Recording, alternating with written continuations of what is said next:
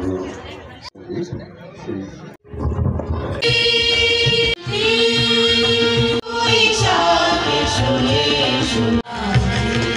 উপজেলা প্রশাসনের পক্ষ থেকে মেলা আয়োজন করা হয়েছে। আমিও আমার উপজেলা প্রশাসনের পক্ষ থেকে সিতাবগঞ্জের সর্বস্তরের মানুষ জন্য জানাই বাংলা নববর্ষের শুভেচ্ছা। আমরা আমাদের শৈশবটি পার করেছি যে মেলা দেখে, সেটা ছিল বৈশাখী মেলা। সে সময় মেলার ডিউরেশন 5 দিন 7 দিন 1 মাস পর্যন্ত হতো। তো বিষয়টা হচ্ছে আমাদের যে ঐতিহ্য, যে কালচারগুলো, আমরা কিন্তু ধীরে ধীরে সেগুলো হারিয়ে ফেলছি। ছোট ছোট গাড়ি পাওয়া যেত, এই গাড়িগুলো চেনে না। তো ধীরে ধীরে আমাদের যে সকল কৃষ্টি কালচারগুলো ছিল সেগুলো হারিয়ে যাচ্ছে দিনের পর দিন।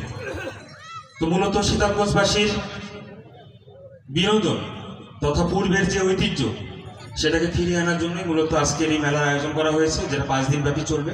আপনারা এই মেলায় বোচাগঞ্জবাসী সর্বাত্মক সহযোগিতা করবেন। কোনোরূপ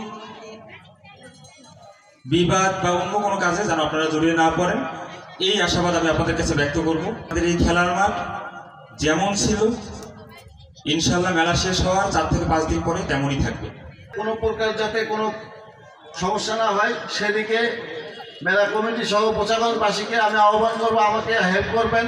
32 নববর্ষের শুভেচ্ছা জানাতে চাই। পহেলা বৈশাখ প্রতি বছর এই অনুষ্ঠানটি সারা বাংলাদেশে পালিত হয়ে থাকে।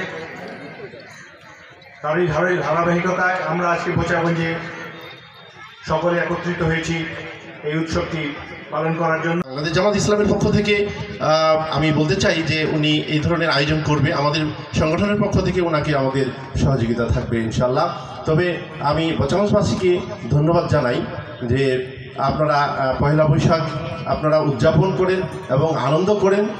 আমরা একটা আশায় এখন বুক বাঁধতে চাই যে আমাদের মধ্যে যে একটা গোষ্ঠী এই আমাদের কি বলে উৎসবটাকে কেড়ে নিয়েছিল, সবাই সবার মতো করে বুক মিলিয়ে এই উৎসবকে উপভোগ করব, এনজয় করব। সবাইকে ধন্যবাদ, পয়লা বৈশাখের আবারও শুভেচ্ছা। আসসালামু আলাইকুম রহমতুল্লাহ। শুভ নববর্ষ জানাচ্ছি। দলবল নির্বিশেষে সবাই যদি এগিয়ে আসি তো এক সুন্দর বোচাগঞ্জ তৈরি করতে বেশি দিন লাগবে না।